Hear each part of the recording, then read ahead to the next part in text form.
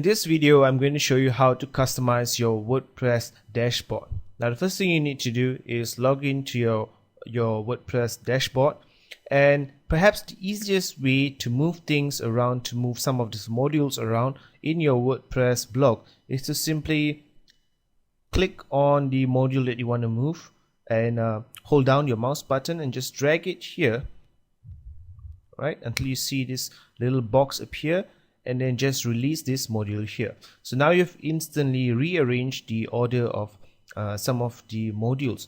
And as you may have noticed, that there's always a small toggle button here, a small arrow that you can click to minimize or maximize most of these modules in WordPress. And that will make it even easier for you to move things around. So for example, if the most important thing I want to see is the recent comments on my blog, then I can just click this, drag, and release it right on top here. And then I can just expand this.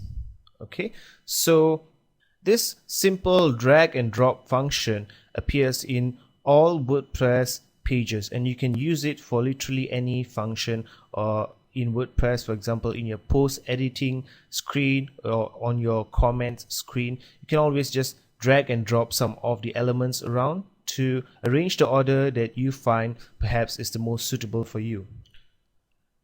Now, the other way to customize your WordPress dashboard is to click on the screen options tab that you see above. And again, this screen options tab will appear on any WordPress page or function that you want to access. So you just click on that to expand the options.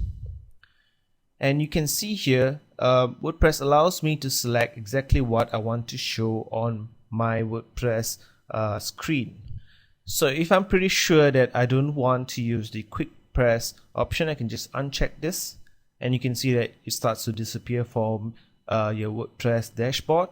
So I'm going to uncheck WordPress news, and I'm also going to uncheck WordPress development blog, right now, etc. And you can see in this section here now the amount of modules has reduced significantly. And you can also select to show all your content in just one column, and you can see that this has changed.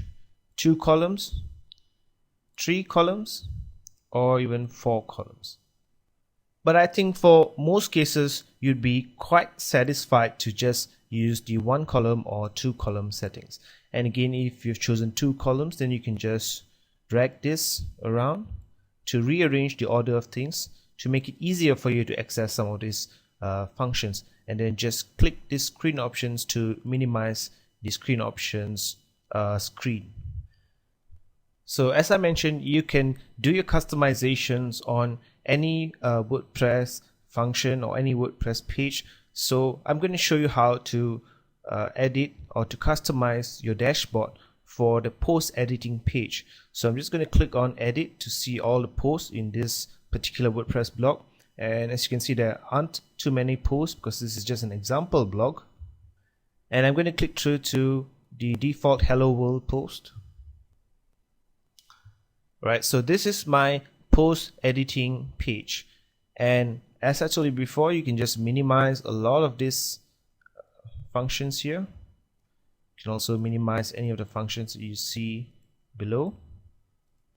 Right, and you can always drag and drop to change the order of things, correct? And you can also drag and drop this particular module into another column. And I've just dragged and dropped it here. And again, you can click on screen options, and it would now display options that are suitable for your post editing screen only. So if I do not want to see post excerpts, I can just uncheck this, uncheck trackbacks, post revisions, custom fields.